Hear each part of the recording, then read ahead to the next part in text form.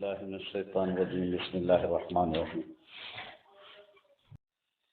നാജായിസ് നസാക്കത്ത് അതിനെന്താ മലയാളം പറയാൻ എനിക്ക് കുറച്ച് ആലോചിച്ച് പോകണം. അതായത് നസാക്കത്ത് പറഞ്ഞാൽ ഇങ്ങനെ പറഞ്ഞ നടിപ്പ് എന്ന് വേണമെങ്കിൽ പറയാം, പക്ഷെ നടിപ്പല്ല എന്ന സാധനം. ഇപ്പോൾ വെറുതെ ഇങ്ങനെ നടന്നു പോകുമ്പോൾ പുലിങ്ങി പുലിങ്ങി നടന്നു പോവുക, ഒരു കാര്യം ഉണ്ടാവില്ല. ഒന്ന് വെറുതെ ഒന്ന് അതേമാതിരി തന്നെ ചില വേറെ നടത്തങ്ങളുണ്ടാവും. ഇപ്പോൾ ജാട കാണിക്കലുണ്ടല്ലോ, അങ്ങനെ സംഭവം. ഇപ്പോൾ എന്താ പറയുന്നത്, വെറുതെ അങ്ങനെ ആൾക്കാർ, പ്രത്യേകിച്ച് വലിയ ആൾക്കാർ ചെയ്യാനേ പാടില്ല സാധനമാണ്. നേതൃത്വത്തിൽ മറ്റൊക്കെ ഉള്ള ആളുകൾ അങ്ങനത്തെ ഒരു നസാക്കത്തുള്ള സ്വഭാവം ഉണ്ടാകാനേ പാടില്ല. അതായത് ജാട സ്വഭാവം അത് ഒരിക്കലും പാടില്ലാത്ത സംഗതിയാണ്. വെറുതെ ഇങ്ങനെ വലിയ എന്താ സലാം കൊടുത്താൽ മതി, അതിന് വേണ്ടിയിട്ട് ഭയങ്കര ഇതൊന്നും ഇങ്ങനെ കുഞ്ഞി ആവശ്യമില്ലാത്ത കളിയല്ല. ഒരു ആക്ടിങ് സ്വഭാവം ഉണ്ടാവും ചില ആളുകൾക്ക്, പ്രത്യേകിച്ച് ചില രാജ്യങ്ങളുടെ സ്വഭാവമാണ്. ഉദാഹരണമായിട്ട് ഒരു കഥ പറഞ്ഞ സംഗതി മനസ്സിലാവും, എനിക്ക് മലയാളം കിട്ടാത്തതുകൊണ്ട് ഞാൻ കഥ പറയണേ. ലക്നോ എന്ന് വരുന്ന ഒരു തന്നെ ഈ ലക്നോ ഡൽഹി ഈ രണ്ട് കാര്യത്തിലും ഭയങ്കര മത്സരമുള്ള ആൾക്കാരാണ്. അപ്പോൾ ഒരാൾ വരുമ്പോൾ കൂലി ഇവിടെ വാങ്ങണം, റെയിൽവേ സ്റ്റേഷനിലാണ് സംഭവം, എന്നിട്ട് ഈ കുട എടുത്തിട്ട് പോകുന്നതാണ്. ആ കുട എടുക്കാൻ കൂലി. അപ്പോൾ മറ്റേ ലക്നോക്കാരൻ ഇങ്ങനെ നോക്കിയേക്കും, വേടാ ഡൽഹിക്കാരൻ കുട എടുത്തുകൊണ്ട് കൂലി എടുത്ത് വന്നു, കൂലിനെ കൊണ്ടുവന്നു. കുറച്ച് കഴിഞ്ഞ ഒരു വയസ്സനാണ്, അവർ വടിയാണ് മുപ്പരയിലുള്ളത്. കൂലി ഇവിടെ വടി പിടിച്ചിരുന്നാണ്, അതുകൊണ്ട് പിന്നെ അയാൾക്ക് നടക്കാൻ വയ്ക്കില്ല.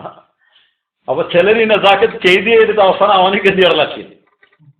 അപ്പൊ ഇതിനെ ആവശ്യമില്ലാത്ത കാര്യങ്ങളിൽ ജാട കാണിക്കുന്നതിനാണ് നസാക്കത്ത് എന്ന് പറഞ്ഞത്. അത് അനുവദനീയമല്ലാത്ത സംഗതിയാണ്. അടുത്തത് ജഹാലത്ത്. അതിനെക്കുറിച്ച് നമ്മൾ നേരത്തെ ഒരു ക്ലാസ് എടുത്തിരുന്നു. ജഹാലത്താണ് വിവരക്കേട്. വിവരക്കേട് എന്നുള്ളതും പാപമാണ്. വിവരം കിട്ടുന്ന സ്ഥലത്ത് നിന്ന് വിവരം എടുക്കാതിരിക്കുക വിവരക്കേട്. നമുക്കൊക്കെ അങ്ങനെയൊക്കെ മതിയെന്ന്, എന്തിനൊക്കെ അത്ര കയറ്റി പറഞ്ഞു ഇടങ്ങാറാണ് എന്നുള്ളത്, അത് പാവമാണ്. ഹിർസ് എന്ന് പറഞ്ഞാൽ അത്യാഗ്രഹം. അത്യാഗ്രഹം എന്ന് പറഞ്ഞാൽ ഇതും മതിയിൽ അതും മതിയിൽ അപ്പുറത്ത്. ചില ആൾക്കാർക്ക്, ചില കുട്ടികൾക്ക് കാണുന്നുണ്ട്, ഭക്ഷണം കൊടുത്താൽ ഇഞ്ഞീട് എന്ന് പറയും, തിന്നു ആയിട്ടില്ലല്ലോ, അവസാനം അവിടെ ഇട്ട് പോകും. അത് കണ്ണ് അറിയില്ല, പള്ളറിഞ്ഞാൽ കണ്ണ് അറിയില്ല. അപ്പൊ അങ്ങനെ കുറെ ആൾക്കാർ ഈ ആവശ്യമില്ലാത്ത അതും വേണം ഇതും വേണം തോന്നല്, അവനതിൻ്റെ ഒരാവശ്യം ഉണ്ടാവില്ല. അത്തരത്തിലുള്ള സ്വഭാവം. റിയ, മറ്റുള്ളവർക്ക് കാണിക്കാൻ വേണ്ടി ചെയ്യുക, കാപട്യം. അതായത് അതിനെ മസ്യമത് ഏതൊരാൾ പറഞ്ഞെന്ന് വെച്ചാൽ, ഒരാൾ നിസ്കരിച്ചുകൊണ്ടിരിക്കുമ്പോൾ പിന്നെ കൂടി ഒരാൾ ഇങ്ങനെ പോകണം, അപ്പോൾ നന്നായിട്ടൊന്ന് നിസ്കരിച്ചാൽ അതുവരെ അങ്ങനെ കുട്ടി മുതൽ നിസ്കരിക്കരുത്, പിന്നിൽ ഒരാൾ പോകുമ്പോൾ പിന്നെ കാര്യമായിട്ട് നിസ്കാരം തുടങ്ങി. അപ്പൊ അങ്ങനെയുള്ള സ്വഭാവങ്ങൾ. ബദ്ഖ്വാഹി, ഒരാൾക്ക് എന്തെങ്കിലും വിധത്തിലുള്ള നഷ്ടം വരട്ടെ എന്ന് ആലോചിച്ചുകൊണ്ടിരിക്കുക. പറയണമൊന്നുമില്ല, വീഴട്ടവന്, അവനെന്തെങ്കിലും സംഭവിക്കട്ടെ, അങ്ങനെ മനസ്സിൽ വേറൊരാൾക്ക് തിന്മയെക്കുറിച്ച്, ഒരാൾക്കുണ്ടാകാവുന്ന നഷ്ടത്തെക്കുറിച്ചിട്ട് ആഗ്രഹിക്കുക. അത് അധികം തിരിച്ചു കിട്ടാറുണ്ട് എന്നുകൂടി മസീഹ് അലൈഹിസ്സലാത്തു വസ്സലാം ഒരിടത്ത് പറഞ്ഞു. അങ്ങനെ മറ്റൊരുത്തിന് ഇങ്ങനെ വിചാരിച്ചിട്ടിങ്ങനെ മന്തി കൊണ്ട് മണ്ടക്കന്നെ വീഴും. ഹിമ്മത്ത് ഹാർ ബൈഠന. നേരത്തെ നമ്മൾ പറഞ്ഞിരുന്നത് ഒരു ഉത്തരവാദിത്വം ഏറ്റെടുത്തിട്ട് മുമ്പോട്ട് പോയിട്ട് അത് പകുതിയിലിട്ട് പോല. ഇതങ്ങനെയല്ല, ഇത് ഇതൊന്നും നടക്കൂല, ഇത്ര വലിയ പണി നമ്മളെ കൊണ്ട് കഴിയില്ല എന്ന് പറഞ്ഞിട്ട് മാറില്ല.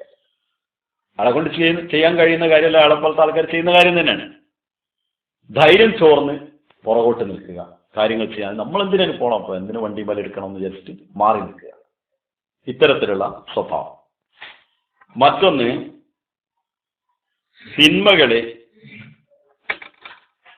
ഇഷ്ടപ്പെടുക. അപ്പൊ നമ്മളെ മുമ്പിൽ ആരെങ്കിലും ഒരു തിന്മ ചെയ്യുമ്പോൾ അതിൽ ചിരിക്കാനും കളിക്കാനും കൂടുക. ഹൃദയത്തിന്റെ പാപത്തെക്കുറിച്ച് പറയുമ്പോൾ ദിൽമേ ഗുന ആർ ബുരായിസെ ഉൽഫത്തോ, അതായത് ഹൃദയത്തിൽ പാപമുണ്ടെന്ന് പറഞ്ഞത് പാപത്തോടുള്ള സ്നേഹം. ആർ ദിക്ർമേ ഉസേ ലസ്സത്ത് മഹ്സൂസോ, ആ പാപത്തെ കുറിച്ച് പറയുമ്പോൾ ആൾക്ക് ഒരു അനുഭവം വരും, ഒരു അനുഭൂതിയായി. സാധാരണ ഒരാളെ കുറ്റമൊക്കെ പറയുമ്പോൾ പാവങ്ങളെ കുറിച്ചാണ് പറയാം, അപ്പൊ ഇങ്ങനെ ഇരുന്ന് കേൾക്കാനൊരു അനുഭൂതി ഉണ്ട്. കാരണം അള്ളാഹ്ക്ക് യാതൊരു ബന്ധമില്ലാത്ത ആളാണോ, അള്ളാഹിനോട് ഒരു ബന്ധമില്ലാത്ത ആൾക്കാണ് അത് ചെയ്യാൻ കഴിയുള്ളൂ. പാപത്തെക്കുറിച്ച് കേൾക്കുമ്പോൾ അനുഭൂതി അവിടെ നിൽക്കാതെ അതുണ്ടാവാൻ പാടില്ല. നമ്മൾ അവിടെ നിന്ന് ഉടനെ എണീക്കണം, അല്ലെങ്കിൽ നമുക്കതിലും ബന്ധമില്ല എന്നുള്ളവർക്ക് ഒഴിഞ്ഞു പോയിരിക്കണം. നമ്മളവിടെ ഉണ്ടായിരുന്നൊരു ഇബ്രാഹിം ഉണ്ടായിരുന്നു, നല്ല ഏകദേശം എന്തെങ്കിലും പറഞ്ഞാൽ എന്താണ് ഇബൂന്ന് എന്തായാലും വിളിച്ചിന്ന് കാസർഗോഡ് എന്തെങ്കിലും പറഞ്ഞാൽ വടക്ക് എനിക്ക് വേണ്ടെന്നാണ് വിളിച്ചു പോകും. ഞാൻ അവർക്ക് 1-2 സ്ഥലത്ത് ആൾക്കാരുണ്ട് വടക്ക് വേണ്ടെന്ന് പറഞ്ഞു. ആരെങ്കിലും എന്തെങ്കിലും കുറ്റം പറയുമ്പോൾ വടക്ക് വേണ്ട ഞാൻ പോവാന്ന് പറഞ്ഞു. അപ്പൊ അതൊരു നല്ല സ്വഭാവം പലർക്കും ഉണ്ടാവും. ഞാൻ ഒരാളെ അടുത്ത് പറഞ്ഞത് എല്ലാവർക്കും പരിചയമുള്ള ഒരാളായതുകൊണ്ട് സാധു മനുഷ്യനായതുകൊണ്ട് എളുപ്പം പറയാമെന്ന് വിചാരിച്ചു വന്നത്. അപ്പം ആ കാര്യം മനസ്സിലാക്കാൻ വേണ്ടിയിട്ട് എല്ലാ വിധത്തിലുള്ള ലഹരിയും പിന്നെ പാപമാണ്. അത് ചായ വരെ ലഹരിയായിട്ടെടുത്ത ചായ പാവമാണ്. അതായത് ചായ നമ്മളിപ്പോൾ നാസ്തക്ക് ഉപയോഗിക്കുന്ന സാധനം. ഫലസ്ഥാനി പറയുന്നത് ഞങ്ങളെ വീട്ടിൽ നാസ്തയാണ്, പക്ഷെ അത് ഉണ്ടെങ്കിലേ നാസ്ത പറ്റുള്ളൂ എന്നൊരു കണ്ടീഷൻ വരുമ്പോൾ ഞാനത് ഒഴിവാക്കും കുറച്ചാണ്. അങ്ങനെ ഒരു ലഹരി ആയിട്ടൊന്നും ഉണ്ടാകാൻ പാടില്ല. ബീഡിയും സിഗരറ്റും പിന്നെ അതിനടുത്ത് പോകേണ്ട ആവശ്യമില്ലല്ലോ. അതിന്റെ കുറേ അഞ്ചിന് അങ്ങേ അറ്റത്തെ ഏട്ടനാണത്. ഇത് വളരെ ചെറുതാണ്.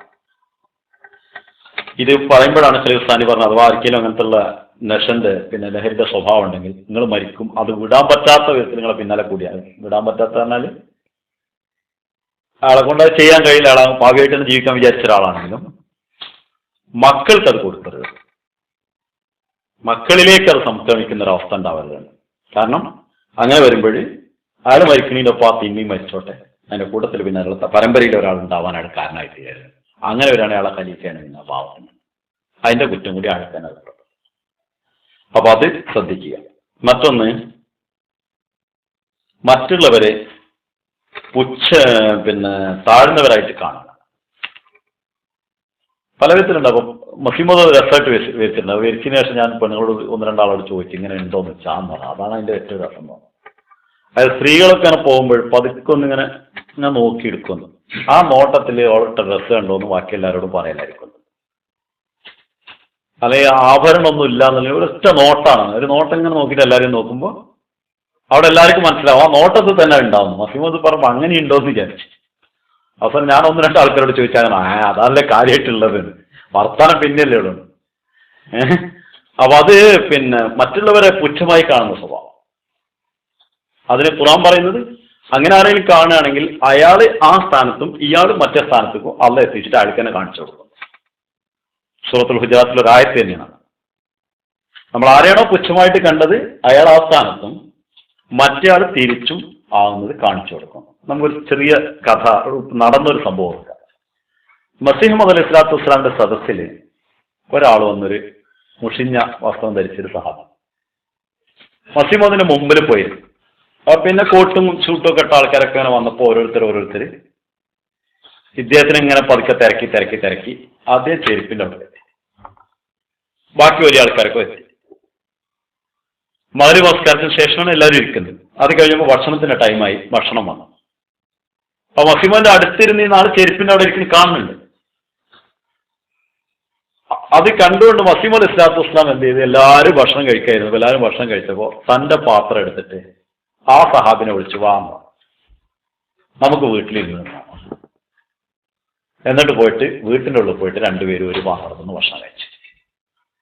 അപ്പൊ അവിടെ എല്ലാവരും പിന്നാക്കാക്കിയ ആളെ എല്ലാവരും മുന്നിൽ അത് തന്നെ കൊടുക്കുന്നത്.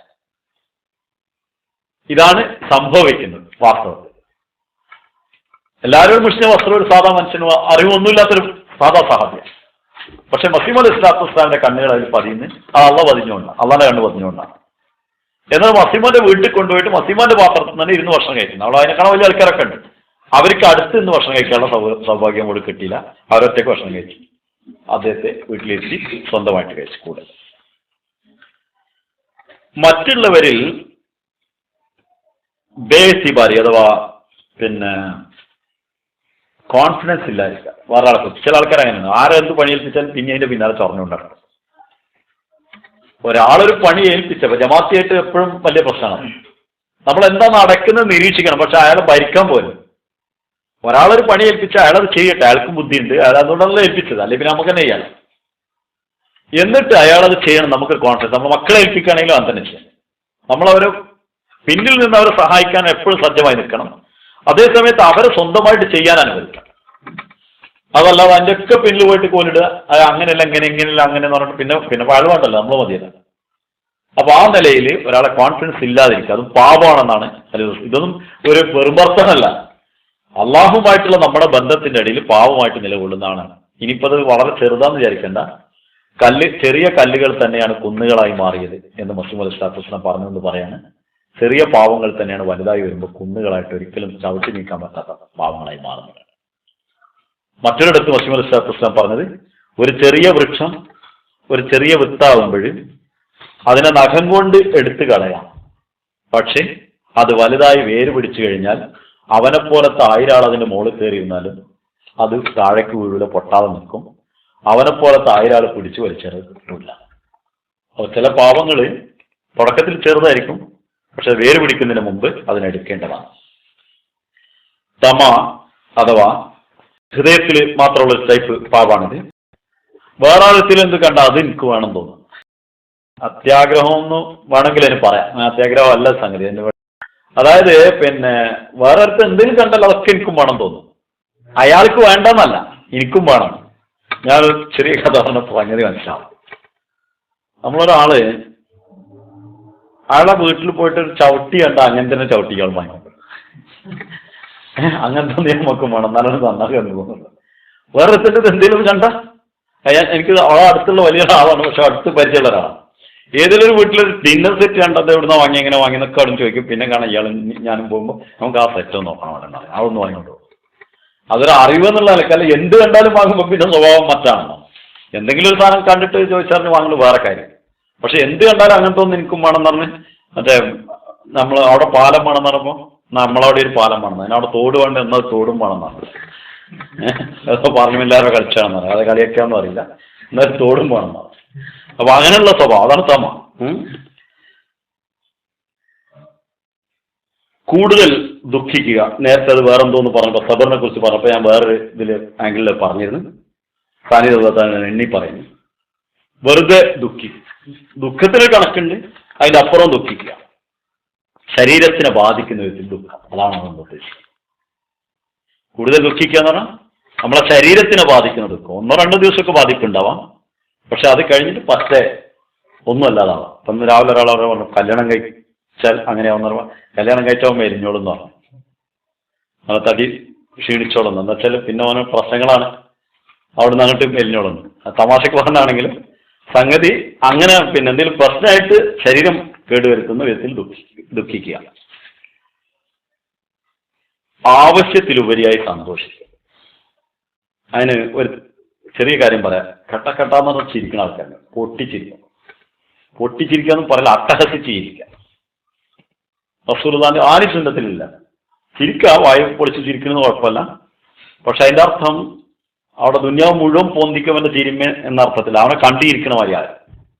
ചിരി വരാത്തവനും ഇവൻ ചിരിക്കുന്ന കണ്ടാൽ ചിരിക്കാൻ തോന്നുന്ന ഒരവസ്ഥയിലാണ്. അങ്ങനെ അമിതമായിട്ടുള്ള സന്തോഷം, ചില ആൾക്ക് സന്തോഷം കൊണ്ട് സഹിക്കാൻ കഴിയും. അത്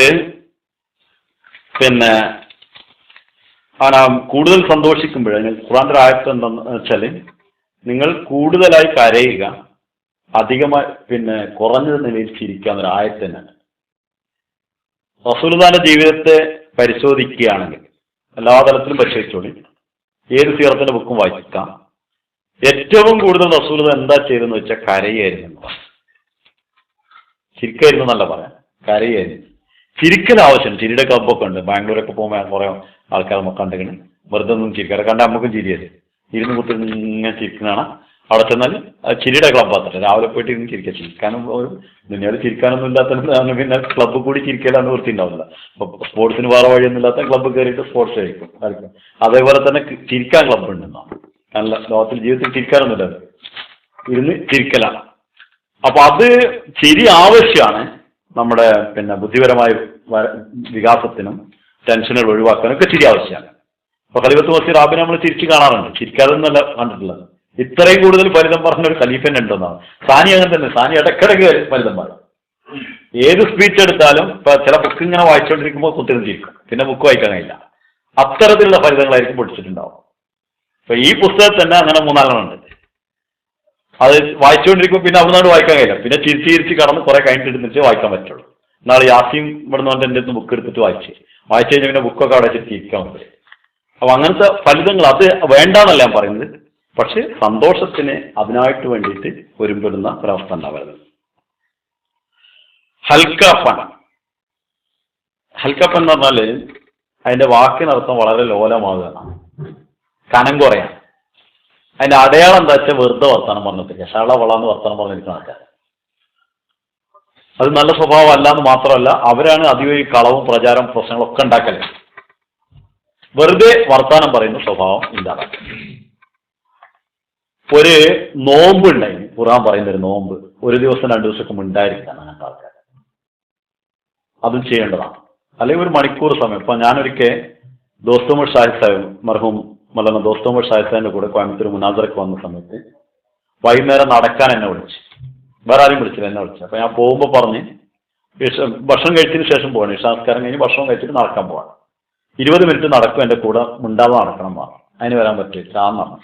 മുണ്ടാതെ നടക്കാൻ പറയുമ്പോൾ എന്താണെന്ന് ചോദിച്ചാൽ ഞാൻ അത്ര കാര്യമാക്കില്ല. ഞാൻ പോയത് ചൂഷണം ചെയ്യാനാണ്. അപ്പൊ പോകുന്ന വഴിക്ക് മത്സരക്ക് സവാലാണ്, അപ്പോയി സവാലാണ്. अब 20 मिनट तक चुप रहेंगे, आप भी मेरे साथ वो सीख ले, ये मुबल्लिग की लाइफ में बहुत जरूरी है. അതായത് ഈ 20 മിനിറ്റ് വരെ നമ്മൾ രണ്ടാളും മുണ്ടൂല, അത് നിങ്ങൾ പഠിക്കേണ്ടതാണ്. ഒരു മുബല്ലിന്റെ ലൈഫിൽ ഇത് വളരെ അത്യാവശ്യമുള്ള സാധനമാണ്. 20 നിമിഷം എല്ലാ ദിവസവും മുണ്ടാതെ മലയാള ദിവസം സ്റ്റാൻഡ് ദിനചര്യയിലുള്ള ഒന്നാണ്. അപ്പോ വർത്താനം വരുന്ന ചെലവളാന്ന് പറയുന്നത് പാപമാണ്. അതിനെ നിയന്ത്രിക്കാനുള്ള വഴി കൂടിയാണ്. അതെവിടെ വേണമെങ്കിലും ഉണ്ടായിരിക്കാം. പറ്റുമ്പോൾ ഉണ്ടായിരുന്നിട്ട് മറ്റവനെ ഇറങ്ങാക്കുന്ന ഉണ്ടായിരിക്കില്ല. അതിനെന്തെങ്കിലും ചോദിച്ചാലോ ഉണ്ടായിരിക്കണം എന്നുള്ള കണ്ടീഷൻ, അതിന് പറ്റിയ സ്ഥലത്തിൽ അതിന് പറ്റിയ സ്ഥലം കണ്ടെത്തണം.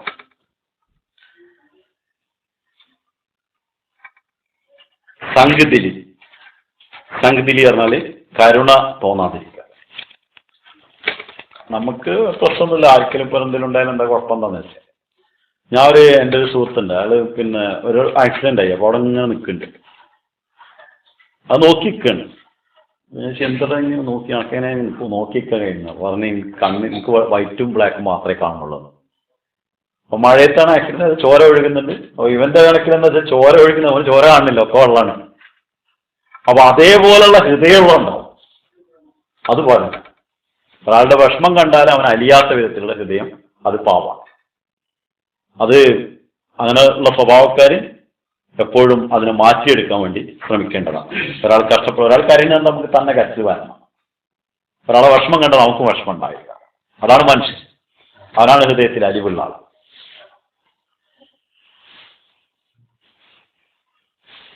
മറ്റുള്ളവർക്ക് എന്തെങ്കിലും ദോഷം വരുത്തിയിട്ട് അതിൽ സന്തോഷം കണ്ടെത്തുന്ന ആൾക്കാർ, മറ്റൊരു പാര വെച്ചിട്ട് അതിൽ സൂഹിക്കുന്ന ആൾക്കാർ, അതും പാപമാണ്. അത് പാപമാണെന്ന് പറയണ്ടല്ലോ, എല്ലാവർക്കും അറിയാവുന്ന കാര്യമാണ്. ദുർവ്യയം എന്ന് പറഞ്ഞാൽ ആവശ്യത്തിന് ചെലവാക്കുക. എന്തൊരു സംഗതി അള്ള തന്ന പൈസയാണ്, അള്ള തന്ന ബുദ്ധിയാണ്, അള്ള തന്ന സമയമാണ്, അള്ള തന്ന അറിവാണ്. അത് പാത്രത്തിലും അപാത്രത്തിലും ഒരുപോലെ ചെലവാക്കുന്ന സ്വഭാവം ഉണ്ടാവാൻ പാടില്ല.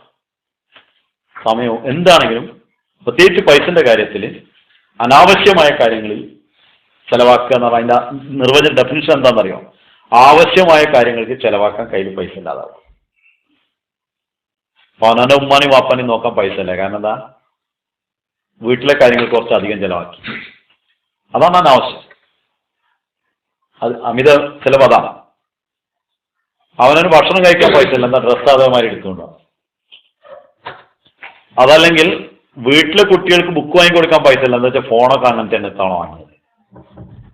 അപ്പോ നമ്മൾ ചെയ്യേണ്ട അത്യാവശ്യ കടമകൾ നമ്മുടെ കടമകളിൽ നിന്ന് മാറി നിന്നുകൊണ്ട് നമ്മൾ ചെലവാക്കുമ്പോൾ ദുർവ്യയമായി മാറും. ഹുദ്ഖുഷി അഥവാ ആത്മഹത്യ, അതും പാവമൊന്നുമില്ല. ആത്മഹത്യ ചെയ്യുന്ന ആൾ അഹംഭാവിയാണെന്നൂടെ മുസ്ലിം പറഞ്ഞു. ആരാണ് ആത്മഹത്യ ചെയ്യുന്ന ആൾ? അഹംഭാവിയാണ്, അല്ലെങ്കിൽ രോഗിയാവാം. പക്ഷെ അഹംഭാവി ആയിരിക്കും ആ രോഗിയും അഹംഭാവി ആയിരിക്കും.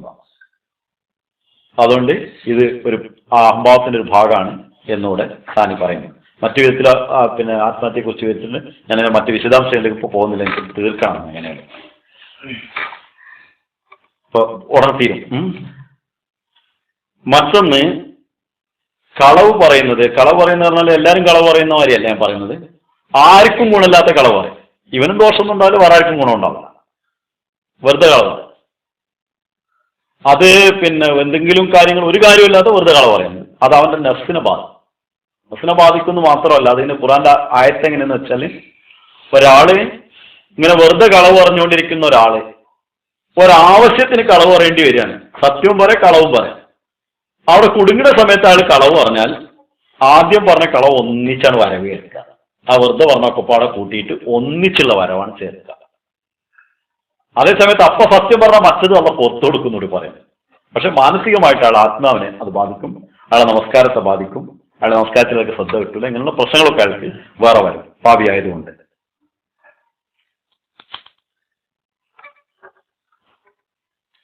ഖലീഫത്തുൽ മസീഹ് സാനി ഇത്രയും പറഞ്ഞു വരുമ്പോൾ ഒരാളൊരു ചോദ്യം ചോദിച്ച് വല്ല അടങ്ങാറായിട്ട് അതുകൊണ്ട് ഞാൻ നിങ്ങളോട് ഷെയർ ചെയ്യാം.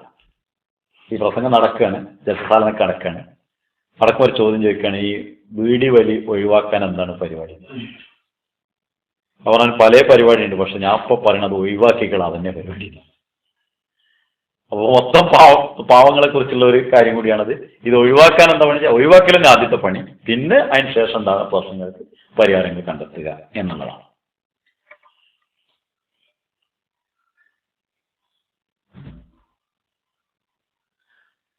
അടുത്തത്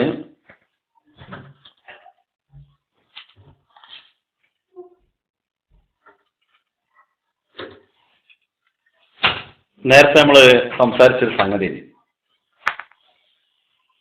അതിന്റെ ഒരു ഡെഫിനിഷൻ ഹുദൂർ പറയുന്നുണ്ട്. അതായത് തമ എന്നതിനെ കുറിച്ചിട്ട് ഹിർസി എന്നുള്ളത് ഒന്ന് അത്യാഗ്രഹമാണ് ഒന്ന് പറഞ്ഞത്. അതുകൂടെ വേണം ഇതുകൂടെ വേണം എന്നുള്ളത്. 10 കിട്ടുകയിൽ 100 മതിയെന്നും ശതമാവിൽ ശാസ്ത്രം മതിയെന്നും നമ്മുടെ കവി പറഞ്ഞ പോലുള്ള അവസ്ഥ. അതേസമയത്ത് തമയും ഹിർസും തമ്മിലുള്ള വ്യത്യാസം എന്താണെന്ന് ഖലീഫത്തുൽ മസീഹ് സാനി ഇടയിൽ ഒരാൾ ചോദിച്ച് അതിനുള്ള മറുപടിയായിട്ട് പറയാണ്. तमा तो यह है कि इंसान दूसरे से उम्मीद रखे कि फलान चीज मुझे दे दे. തമ എന്ന് പറയുന്നത് മറ്റേ വേറൊരാളോട് അയാൾ എനിക്കത് തരണം എന്ന് വിചാരിക്കരുത്. അതിപ്പോ നമ്മളെ കയ്യിൽ അതൊരു വളരെ പ്രധാനപ്പെട്ട, ഞാൻ അടിയിൽ വിട്ടുപോയ സംഗതിയാണ്, അതുകൊണ്ട് തന്നെ ഓർമ്മ വന്നപ്പോൾ എടുത്ത് പറഞ്ഞു. ഞാൻ പറഞ്ഞു പിന്നെ ഞാൻ പറയാന്ന് പറഞ്ഞു. അപ്പം ഒരാള് ഒരു സാധനം അത് എനിക്ക് അയാൾ തന്നെങ്കിൽ എന്ന് തോന്നാം. ചില ആൾക്കാർ അത് പച്ചയിൽ പറയും ചെയ്യും. അവന് ചോദിക്കൽ ഇപ്പൊ ഈ പെന്നെ എവിടുന്ന് കിട്ടി, എവിടുന്ന് കിട്ടിയെന്ന് വെച്ചാൽ എനിക്കും വേണമെന്ന് പറയുന്ന പകരം ഇത് എവിടുന്ന് കിട്ടിയെന്ന് ചോദിക്കാം. അത് വേണമെങ്കിൽ ഇത് കൊണ്ടേക്കെന്ന് പറയാം. അപ്പൊ അങ്ങനെ ആഗ്രഹം വെക്കാം, അങ്ങനെ ആഗ്രഹം വെക്കാൻ പാടില്ല. ഹിർസ് എന്ന് പറയുന്നത് എനിക്ക് ആ സാധനം വേണം, അത് അത്യാഗ്രഹം എന്നുള്ളതിന് ആ സാധനം വേണം, പക്ഷെ അത് എവിടുന്ന് കിട്ടിയാലും വേണ്ട, കട്ടാലും വേണ്ട, മോഷ്ടിച്ചാലും വേണ്ട, എന്ത് ചെയ്താലും വേണ്ട, സാധനം എനിക്ക് കിട്ടിയേ പറ്റുള്ളൂ. അതാണ് അത്യാഗ്രഹം. അത്യാഗ്രഹം അങ്ങനെ ചെയ്യാം. മറ്റത് പിന്നെ ഒരാളടുത്ത് ഒരു സാധനം ഉണ്ട്, അത് എനിക്ക് വേണം തോന്നില്ല, അത് ആഗ്രഹം വെക്കാൻ പാടില്ല. ആളെ സാധനം എടുത്തിട്ട് നമുക്ക് എന്താണ് ഒരു ചെറിയൊരു പിന്നെ ഒരു കൺക്ലൂഷൻ അതിന് ആവശ്യമാണ്, ചെറിയൊരു അനുബന്ധം. ഖലീഫത്തുൽ മസീഹ് റാബി എന്നോട് ചോദിച്ച്, സാനി റളിയല്ലാഹു തആല അൻഹുവിന്റെ കുട്ടിക്കാലത്ത് നിങ്ങൾക്ക് ചെയ്തു തന്ന ഉപദേശങ്ങളിൽ ഏറ്റവും ഹൃദ്യമായിട്ടൊരു ഉപദേശം നിങ്ങൾ ഞങ്ങൾക്ക് പങ്കിടുമെന്ന് കുട്ടികളെ ക്ലാസ്സിൽ റാബിനോട് ചോദിക്കാണ്. അപ്പൊ റാബി പറയാണ്, ഞാൻ കുട്ടിക്കാലത്ത് എനിക്കൊരു പെണ്ണ് വേണം തോന്നും. അങ്ങനെ ഞാനൊരു സഹാബിയോട് പറഞ്ഞ്, അയാളുടെ കയ്യിൽ ആ പെണ്ണുണ്ട്, എനിക്ക് ഇങ്ങനത്തെ ഒരു പെണ്ണ് വേണം തോന്നും. അങ്ങനെ അത് വാങ്ങിക്കൊടുത്തപ്പോഴേ അത് ഉപയോഗിച്ച് പൈസയും കൊടുത്തു. പൈസ കൊടുത്തോ പൈസ വേണ്ടെന്ന്. അപ്പോ ഖലീഫത്തുൽ സാനിയുടെ കണ്ണിൽ ഇത് എങ്ങനെയോ പെട്ട്, സാധാരണ കാണാത്ത പെണ്ണാണ്. അപ്പൊ ഈ പെണ്ണ് എവിടെ നിർത്തി വെച്ചപ്പോ ഇന്നാള് വാങ്ങി തന്നാന്ന് പറഞ്ഞു. പൈസ കൊടുത്തു വെച്ച്, പൈസ കൊടുത്തിട്ട് വാങ്ങിയതാണ്. നീ ചോദിച്ചിട്ടാണോ കൊടുന്നെന്ന് വെച്ചാന്ന് പറഞ്ഞു. എന്നാ പൈസ കൊണ്ട് കൊടുക്കണം. നീ ആവശ്യപ്പെട്ടിട്ട് വാങ്ങിത്തന്നാൽ അതിന് നീ പൈസ കൊടുത്തിട്ടില്ലെങ്കിൽ ദുനിയാക്കെ സസ്യദാത കങ്കൽത്തും പോകുക, ലോകത്തെ ഏറ്റവും വലിയ ഭിക്ഷക്കാരൻ നീയായിരിക്കും. അങ്ങനെ ആയിപ്പോകും. അങ്ങനെ തന്നെ പറഞ്ഞ് മദറത്ത് ചെയ്തുകൊണ്ട് ആദ്യത്തെ ക്ഷമാപണം ചെയ്തുകൊണ്ട് ആ പൈസ കൊണ്ട് കൊടുക്കുന്നതാണ്. സാബി എത്ര വിലക്കിട്ടും പറ്റൂല, ഇത് വാങ്ങിയേ പറ്റുള്ളൂ. അത് നമ്മളൊരു സംഗതി ഒരാളോട് ആവശ്യപ്പെട്ട് വാങ്ങിയാൽ അതിന്റെ പൈസ കൊടുത്തില്ല. ബാക്കി സ്നേഹത്തിന്റെ പ്രശ്നങ്ങളൊക്കെ ഉണ്ടാവും, പക്ഷെ ആവശ്യപ്പെട്ട് വാങ്ങുമ്പോൾ കൊടുത്തിട്ടില്ലെങ്കിൽ അയാൾ ഭിക്ഷക്കാരനായി മാറുന്നതാണ് ഖലീഫത്തുൽ സാനിയുടെ ഉപദേശം. അപ്പോൾ ഒരാളുടെ കയ്യിലുള്ള സാധനം കണ്ടാൽ പിന്നെ ആഗ്രഹം തോന്നാം, പക്ഷെ തോന്നുമ്പോൾ അതിന് ചെയ്യേണ്ട മാർഗ്ഗം കാണാം. ചീത്ത വിളിക്കല് അതൊരു പാപം തന്നെയാണ്, പക്ഷെ അത് ചില ആൾക്കാർ അത്ര കാര്യമായിട്ട് എടുക്കലില്ല.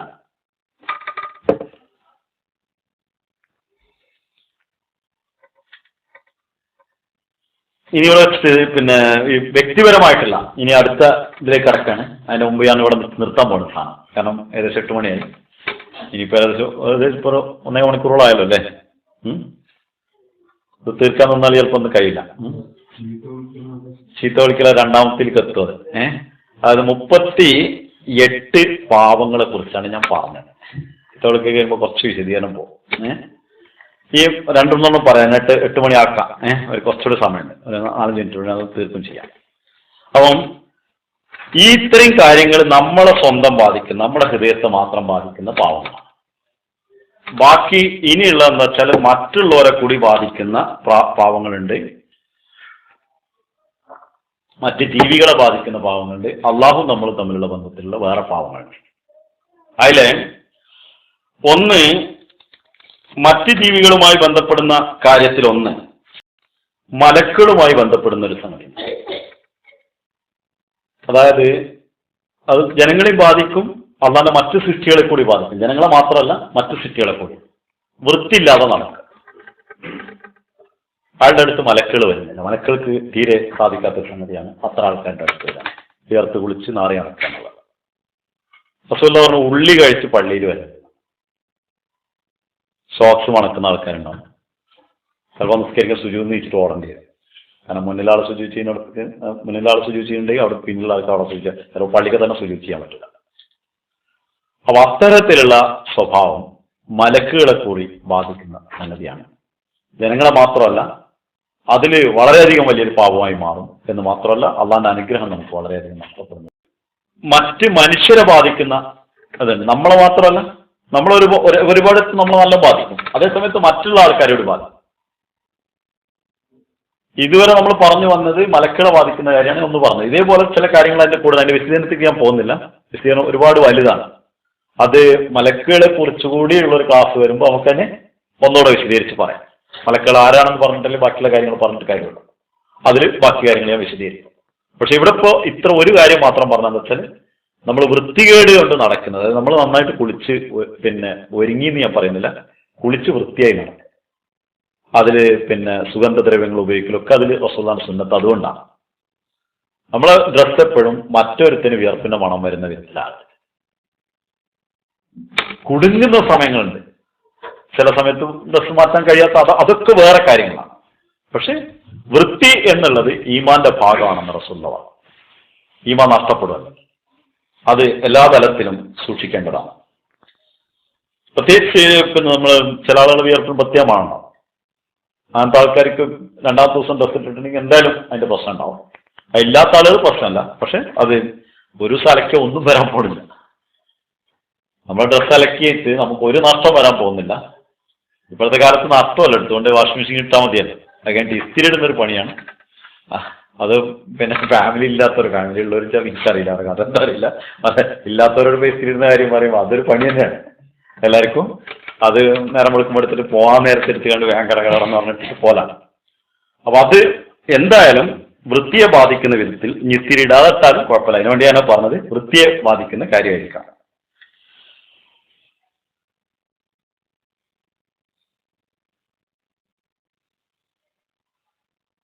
ഇനി മറ്റുള്ള ജനങ്ങളെ ബാധിക്കുന്നത് മലക്കൾ വിട്ടാലേ,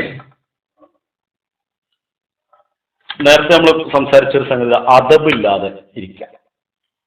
അതായത് മറ്റുള്ളവരെ ബഹുമാനിക്കാത്ത സ്വഭാവം ഉണ്ടാവും. ചില കുട്ടികൾക്ക് ഇപ്പം നമ്മുടെ നാട്ടിൽ, പിന്നെ തമിഴ്നാട്ടിൽ കാലേറ്റിരിക്കാൻ പാടില്ല. എനിക്കറിയില്ലൊരു സംഭവം. എനിക്കാണെങ്കിൽ ഒരു കാലം വേറെ കാലം കയറ്റാതെ ഇരിക്കാനേ പറ്റില്ലായിരുന്നു. അവസാനം ടെലിവിഷനിലൊരു പ്രോഗ്രാമിൽ ഞാൻ കാലേറ്റി കുത്തിരുന്നിട്ട് ഇങ്ങനെ ടെലിവിഷൻ പ്രോഗ്രാം നടത്തിയത്, ടെലിവിഷൻ കണ്ടിട്ട് അവൻ്റെ ഹുങ്ക് കണ്ടോന്നാണ് വിളിച്ചിട്ട്, എന്തിനാണ് ആളെ പരിപാടിയിൽ പങ്കെടുത്ത കാലുമ കാലേറ്റി കണ്ടിരിക്കുന്നത് എന്നാണ്. പക്ഷെ പഞ്ചാബികളെന്ന് വെച്ചാൽ അധികം കാലേറ്റാതിരിക്കില്ല, കാലിത്തോസിയൊക്കെ ഇരിക്കുമ്പോൾ കാലേറ്റിരിക്കും. അതല്ല ഞാൻ പറഞ്ഞു, എവിടെങ്കിലുള്ള അതല്ല ഞാൻ പറയുന്നത്. ഒരാൾക്ക് അയാളോട് അനാദരവ് കാണിച്ചു എന്ന് തോന്നുന്ന വിധത്തിൽ നമ്മൾ പെരുമാറും. ആൾക്കൊരു ഇജ്ജത്തുണ്ട്, അത് നമുക്ക് കൊടുക്കേണ്ട വേണം. അത് കൊടുത്തിട്ടില്ലെങ്കിൽ നമ്മൾ അതിൻ്റെ അർത്ഥം നമ്മളെ അഹംഭാവിയാണെന്നാണ്. ഒരു ഉസ്താദിന് കൊടുക്കേണ്ട അത്. പിന്നെ ഉസ്താദിനെ കണ്ട പണ്ടൊക്കെ സൈക്കിളിൽ നിന്ന് ഇറങ്ങി നടക്കലുണ്ടായി. സൈക്കിൾ പോകുമ്പോൾ നമ്മൾ കരുനാപ്പള്ളിയാണ് അത് ഏറ്റവും കൂടുതൽ കണ്ടിട്ടുള്ളത്. പെട്ടെന്ന് പോകുമ്പോൾ സൈക്കിളിൽ നിന്ന് ഇറങ്ങും ആൾക്കാർ. എന്താണെന്ന് വെച്ചാൽ അവനെ പഠിപ്പിച്ച മാഷായിരുന്നു. അപ്പൊ പിന്നെ അത് കുറച്ചുകൂടെയൊക്കെ വലിയൊരു സൈക്കിൾ തന്നെ പടലുമ്പോൾ നിൽക്കലോടും കണ്ടാ നിൽക്കല് കടലുമ്പോ കയറി ഞാൻ നിന്നിട്ട് അതും കണ്ടിട്ട് ഞാൻ അവിടെ തന്നെ. അപ്പൊ പല ടൈപ്പ് ഉണ്ട്, പക്ഷെ അത് ബഹുമാനമല്ല. അപ്പൊ അത് ബഹുമാനിക്കുന്നതിന് ഒരു പരിധിയുണ്ട്. ആ പരിധികൾ പരിഗണിച്ചുകൊണ്ട് അത് നമ്മളെ കുട്ടികളെ പ്രത്യേകിച്ച് പഠിപ്പിക്കണം. ഒരു പള്ളിയിൽ ചെല്ലുമ്പോൾ ആരോടൊക്കെ എങ്ങനെയൊക്കെ പെരുമാറണം, അവിടെ നിന്ന് ആൾക്കാരുണ്ടോ ഒക്കെ നമ്മൾ പഠിപ്പിച്ചു വിടണം. ഞാൻ ഇവിടെ വരുമ്പോൾ നിങ്ങൾ ചെയ്യണം എന്നല്ല പറയാം, അത് ഞാൻ പഠിപ്പിച്ചോളാം, നിങ്ങൾ പഠിക്കണ്ട. കാരണം എൻ്റെ വീട് മക്കളായിട്ടാണ് ഞാൻ കാണുന്നത്. അതിനൊന്നുണ്ട് അതിപ്പോൾ എന്താ മനുഷ്യരെന്തോ കണ്ടിട്ടുണ്ടാവുന്ന വെറുതെ തലകൊണ്ടാക്കണ്ട. ഒന്നും ഞാൻ ആലോചിക്കാതെ പറയുമ്പോൾ കാര്യങ്ങൾ പറഞ്ഞു വന്നെന്ന് മാത്രമേ ഉള്ളൂ. കാരണം നിങ്ങളെ മക്കളാണെങ്കിൽ എൻ്റെയും മക്കളാണ്, ആ നിലയിലാണ് ഞാൻ പെരുമാറാറുള്ളത്. അപ്പോൾ അത് നമ്മൾ പഠിപ്പിക്കണം. അപ്പോൾ എങ്ങനെ ഇരിക്കണം, എങ്ങനെ നടക്കണം, എങ്ങനെ ആൾക്കാരോട് സലാം പറയണം. സലാം പറയുമ്പോൾ കഷ്ടാളൊക്കെ നടത്തിട്ട് പോണ കുട്ടികളൊക്കെ ഉണ്ട്. അത് സലാം പറയുന്നതിനൊരു കണക്കുണ്ട്, ആ നിലക്ക് പറയണം. സലാം കൊണ്ട് ഏറ് കൊടുക്കുന്നവരുണ്ട്, സലാം വയ്ക്കുന്നവരുണ്ട്, പോട്ടെ എന്നുള്ള നിലക്ക് ഏറ് കൊടുക്കുന്നുണ്ട്. അപ്പോൾ ഓരോ കാര്യങ്ങളും ഇത് വളരെ ആ ചിട്ടയിൽ വന്നാൽ അവരെ കാണുമ്പോൾ ഒരു സ്നേഹം തന്നെ ഉണ്ടാവും, ഒരു ഒതുക്കുള്ള ഒരു സ്വഭാവം. അത് ലൈഫ് ലോങ്ങിൽ അവരുടെ ജീവിതത്തിൽ മൊത്തത്തിൽ അത് അവരെ ബാധിക്കും ചെയ്യും, അവരുടെ സ്വഭാവം. അപ്പോൾ നമ്മൾ വണ്ടി ഓടിക്കുമ്പോൾ ഡിമും ബ്രേക്കും അടിക്കാതെ പോകുന്നുണ്ടാകും. അവൻ അഹങ്കാരിയാണ് സംഗതി. ആ കാര്യത്തിൽ മാത്രമല്ല, അവരുടെ എല്ലാ പ്രശ്നത്തിലും അങ്ങനെ തന്നെ ആയിരിക്കും. മുമ്പിൽ വണ്ടിക്കാരുണ്ടെങ്കിലും അവൻ ഡിം അടിച്ചു കൊടുക്കൂല, കാരണം അവന് വേറെ ഒന്നിലും അങ്ങനെ ചെയ്യല്ല. ഇപ്പോൾ വണ്ടി കയറിയാലുണ്ടാവും, ബസ്സിൽ കയറുമ്പോൾ ഉണ്ടാവും, ഒന്ന് നേരെ ഇരിക്കാൻ പറഞ്ഞായിരിക്കില്ല, ഓൻ അലിഞ്ഞെത്തി ഇരിക്കുന്നുണ്ടാവും, മറ്റൊന്ന് ഇരിക്കാൻ സ്ഥലം ഉണ്ടാവില്ല, അങ്ങനെ ചേഞ്ച് മുത്തിരിക്കുന്നുണ്ടാവും. പലപ്പോഴും നമ്മൾ കാണാണ്. ഞാനത് കണ്ടാൽ പറയുന്നത് ഇയാൾക്ക് എന്ത് രോഗം ഉണ്ടെന്ന്. രോഗം വല്ല കണക്കുള്ള രോഗം ചോദിക്കണം. എവിടെയെങ്കിലും വല്ല പരുവും ഗുരു എന്തെങ്കിലും ഉണ്ടോ എന്ന് ചോദിച്ചോക്കണം. അല്ലെങ്കിൽ അങ്ങനെ ചെരിഞ്ഞിരിക്കണം, അയാൾ അടങ്ങാറായിട്ട് ഇരിക്കണേ എന്ന് പറഞ്ഞിട്ട് ചിലയിടത്തൊക്കെ ഞാൻ ഇടപെട്ടിട്ടുണ്ട്. ചില സ്ഥലത്തൊക്കെ ചില ആൾക്കാർ എന്തൊരു ബാഗൊക്കെ വെച്ചിട്ട് ഇങ്ങനെ ഇരിക്കും, ഇരിക്കുന്ന സീറ്റിന്റെ സൈഡിലൊരു ബാഗ് വെക്കും. അപ്പോൾ ആൾക്കാർ നിൽക്കുന്നുണ്ടാവും, പക്ഷെ അവൻ ബാഗ് വെച്ചിരിക്കും, ബാഗ് നിലത്ത് വെക്കാൻ പറ്റില്ല. അവൻ ചിലപ്പോൾ നമ്മൾ അതേമാതിരിയുള്ള എന്തെങ്കിലും അവരോട് സംസാരിച്ച് പോകുക അറിയാം. ഞാനൊക്കെ ചെയ്യൽ എന്താണ്, ഈ ബാഗ് താഴ്ത്തി വെക്കാൻ പറ്റുമെങ്കിൽ എനിക്ക് ഇരിക്കായിരുന്നു പറയും. അല്ലെങ്കിൽ ബാഗ് ഭയങ്കര എന്തോ അത്യാവശ്യം പൈസ എന്തെങ്കിലും സാധനം വെച്ചു, അല്ല അത് ഇവിടെ വെച്ച് ആൾക്കാരൊക്കെ നിൽക്കണ് എന്ന് പറയുമ്പോൾ അവൻ അടങ്ങറ എടുത്ത് താഴ്ത്തി വെക്കും. അല്ലെങ്കിൽ പിന്നെ മാന്യമായിട്ടുള്ള ചോദ്യം, ഞാനൊന്ന് ഇരുന്നോട്ടെ, ബാഗ് താഴ്ത്തി വെച്ചോട്ടെ എന്നാണ് ഇരിക്കുകയും ചെയ്യും. അപ്പൊ ഏതായാലും ഇത്തരത്തിലുള്ള അദബുകൾ ഭേദതി പാവമാണ്, മറ്റുള്ളവരുടെ ലൈഫിനെ ബാധിക്കുന്ന വിധത്തിലുള്ള സ്വഭാവം. വേറൊന്ന്,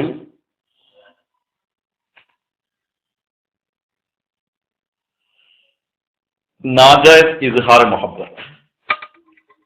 ചില ആൾക്കാർ സ്നേഹം കാട്ടണമെന്നാ, സ്നേഹമൊന്നുമില്ല. ഇപ്പോൾ വീട്ടിൽ നിന്ന് നീച്ചു പോകുമ്പോൾ ചായ അടിച്ചിട്ട് പോകാമെന്ന്, അതുവരെ അവിടെ കുത്തിരുന്ന് അപ്പം ചായ ഒന്നും ചോദിക്കില്ല, പോകാൻ നേരത്തത് ചായ അടിച്ചിട്ട് പോകാമെന്ന് ഭയങ്കര സ്നേഹം കാട്ടില്ല. അപ്പോൾ അവിടെ ഇരുന്ന് കൊടുക്കണം ശരിക്ക്, എന്നാൽ ചായ അടിച്ചിട്ട് പോകാമെന്ന് പറഞ്ഞിട്ട് സമയം ഉണ്ടെങ്കിൽ അത് കുടിച്ചിട്ട് തന്നെ പോയാൽ മതി. അതുവരെ ഉണ്ടൂല, 1 മണിക്കൂർ 2 മണിക്കൂർ ഇരുന്ന് വർത്തണം. അതാണ് പിന്നെ ഇത് അനനുവദനീയമായ നിലയിലുള്ള സ്നേഹം കാട്ടല്. വെറുതെ നടക്കുമ്പോൾ ഒരുത്തം ബാഗ് പിടിച്ചു പോവാണ്, ഞാൻ പിടിച്ചോളാം പിടിച്ചൊന്നുമില്ല, പക്ഷെ വെറുതെ പിടിച്ചോളാം എന്നറിയാം. ഇത്തരത്തിലുള്ള സ്വഭാവം പാപമായിട്ട് ഖുർആൻ ഇതിനെ കുറിച്ച് എണ്ണുന്നു. ബേവഫായി എന്ന് പറഞ്ഞാൽ കൂറില്ല, പ്രത്യേകിച്ച് സുഹൃത്തുക്കളുടെ അടിയിൽ അത് കാണണം. ഒരു മനുഷ്യന് ഇടങ്ങേറാകുമ്പോഴാണ് സുഹൃത്ത്, ഇടങ്ങേറാകുമ്പോൾ ഉണ്ടാവില്ല. ചിരിച്ച് കളിച്ച് കിടക്കുമ്പോൾ ഒന്നിച്ച് കിടക്കുമ്പോൾ വലിയ പ്രശ്നമൊന്നുമില്ല, ഭയങ്കര സന്തോഷമായിട്ട് അവൻ്റെ കൂടെ ഉണ്ടാവും. പക്ഷെ അവൻ കഷ്ടപ്പെടുമ്പോൾ അവിടെ ആരും ഉണ്ടാവില്ല. വേണമെങ്കിൽ 2 ന്യായം പറയും, അങ്ങനെയൊക്കെ ചെയ്തിട്ടല്ലേ എങ്ങനെയായാലും അങ്ങനെ തന്നെ ആട്ടെ എന്നാണ്, നമ്മളെ സുഹൃത്താണ്, നമ്മൾ ബന്ധം ചെയ്യണം എന്ന് പറയും. വാസ്തവത്തിൽ യഥാർത്ഥ ഇന്റിമേറ്റ് ഫ്രണ്ട് എന്ന് പറയുന്നത് അത് കഷ്ടപ്പെടുമ്പോൾ ഓൻ പാപം ചെയ്യട്ടെ, പ്രശ്നമാവട്ടെ, എന്താവട്ടെ, ആ പ്രശ്നത്തിൽ അവന്റെ കൂടെ നിന്ന് അവനെ രക്ഷിക്കുന്നതിനാണ് യഥാർത്ഥ സുഹൃത്ത്. അതില്ലാത്തവൻ ബേവഫയാണ്, അവന് കൂറില്ല. സുഹൃത്തുക്കളെ തിരിച്ചറിയില്ല, അങ്ങനെയാണ്. അടങ്ങാറാകുമ്പോഴാണ് സുഹൃത്തുക്കൾ ആരൊക്കെയും തിരിച്ചറിയുക. അപ്പോൾ ഒതുങ്ങുക വട്ടം വളരെ ചെറുതായിട്ടുണ്ട് വരും. അപ്പോൾ ഒറിജിനൽ സുഹൃത്തിൻ്റെതാണെന്ന് മനസ്സിലാവും. മറ്റവരെ പിന്നെ കരുതിയിരിക്കുന്നത് പ്രശ്നം ഉണ്ടാക്കുന്ന ആൾക്കാരാണെന്ന് മനസ്സിലാക്കിക്കോളും.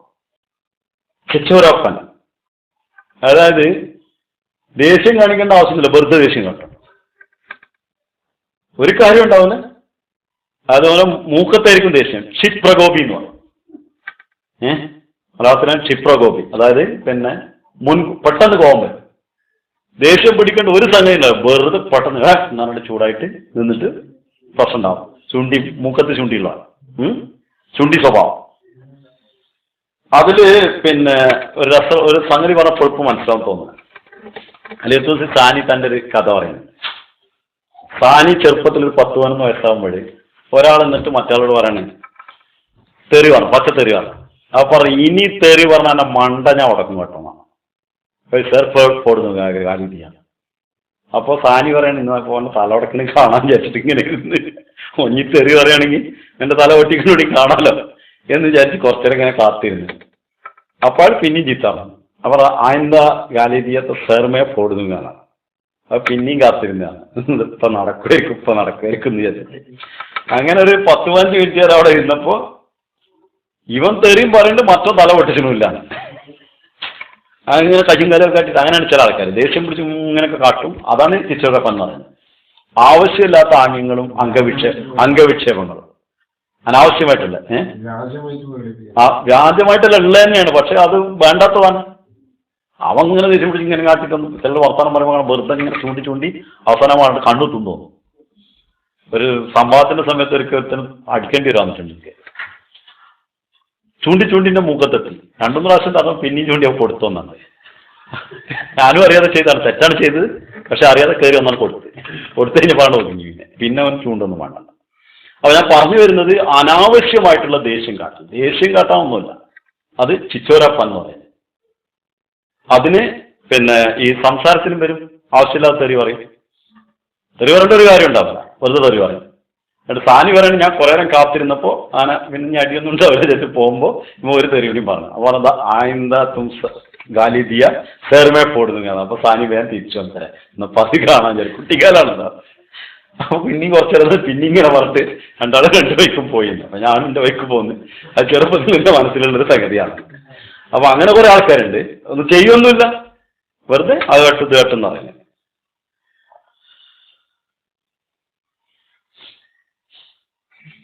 പിന്നെ വേറൊന്ന് ചെറിയൊരു ഇതുണ്ടായാലും ഒച്ച ഉണ്ടാക്കുക, അത് വൈപ്പെടും.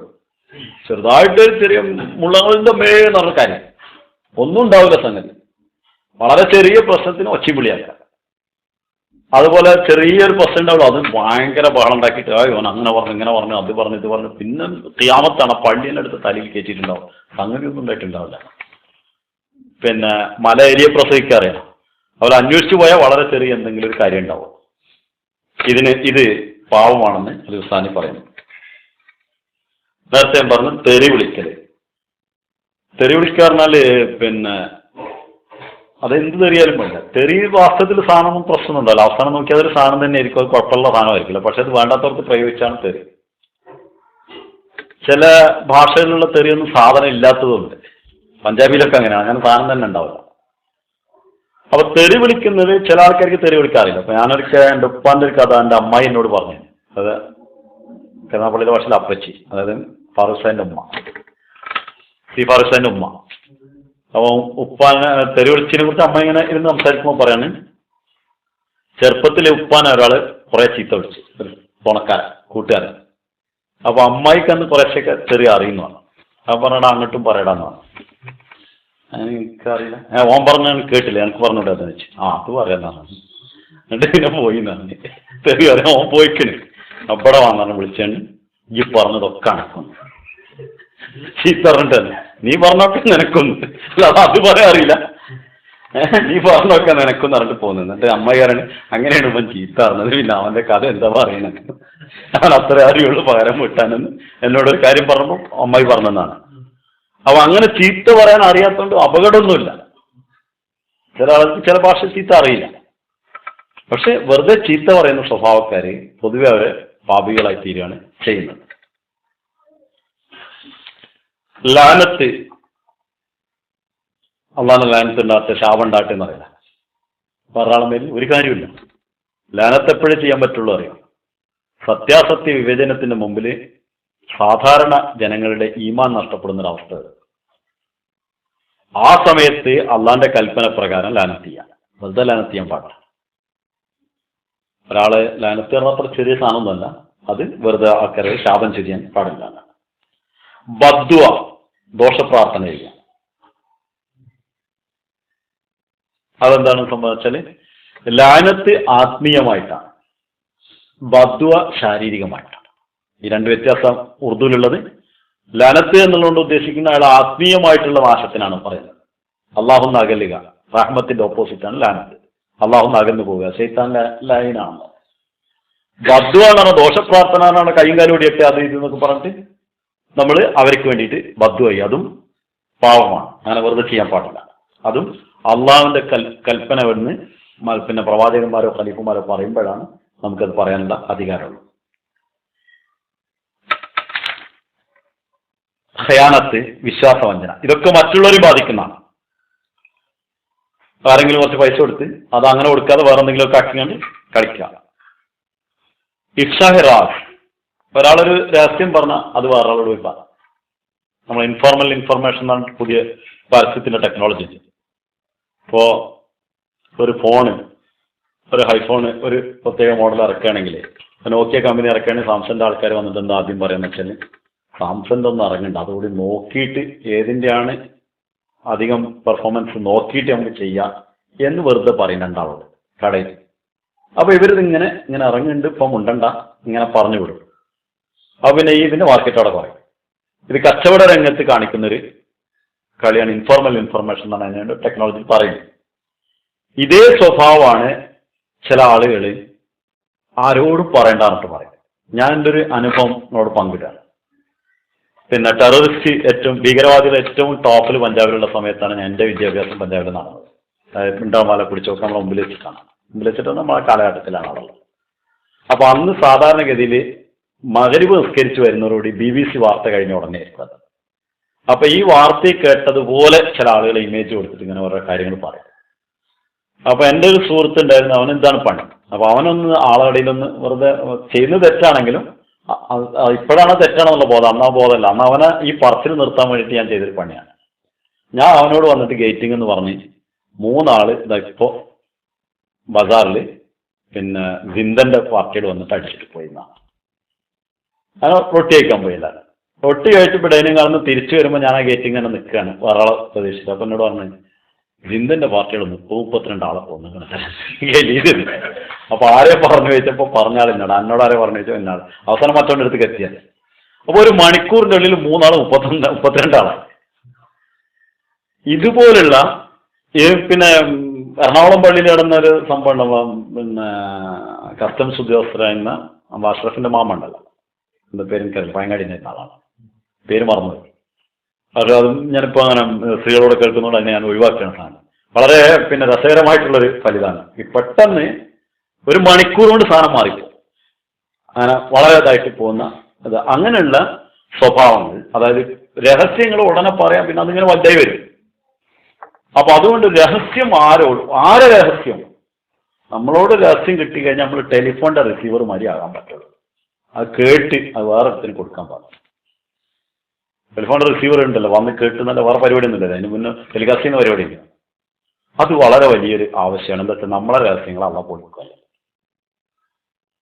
നമ്മൾ വേറെ തന്നെ രഹസ്യം പൊളിച്ചാൽ നമ്മളെ രഹസ്യത്തിന്റെ പർദ്ദനെ അള്ള പൊട്ടിക്കുന്നു, ഹദീസിലുള്ളതാണ്. അതുകൊണ്ട് ഒരിക്കലും ഒരാളെ രഹസ്യത്തെ നമ്മൾ മറ്റൊരാളോട് പറയാൻ പാടില്ല. ചുഗൽഖോരി പറഞ്ഞാല് പിന്നെ മറ്റവന്റെ കുറ്റം ഗീബത്തല്ല, കുത്തിപ്പറയും. അവനെ ഇരുത്തി കൊണ്ട് അവന്റെ കുറ്റം പറയുന്നില്ല. നേരെ പറയാതെ നേരെ അങ്ങനെ പിന്നൊന്നും പറയുള്ളൂ, നേരെ മുന്നിലേ പറയുള്ളൂ. അത് അതിനേക്കാണ് വലുതാണ്. കുത്തി പറയാം, അവനെ വേദനിപ്പിക്കുന്ന വിധത്തിൽ ഒരാളോട് പറയാം, പക്ഷെ വേദനിക്കാത്ത വിധത്തിൽ അയാളെ കാര്യങ്ങൾ പറഞ്ഞ് മനസ്സിലാക്കി കൊടുക്കുക. അയാളെ മനസ്സ് വേദനിക്കുകയും പറയാൻ പാടില്ല.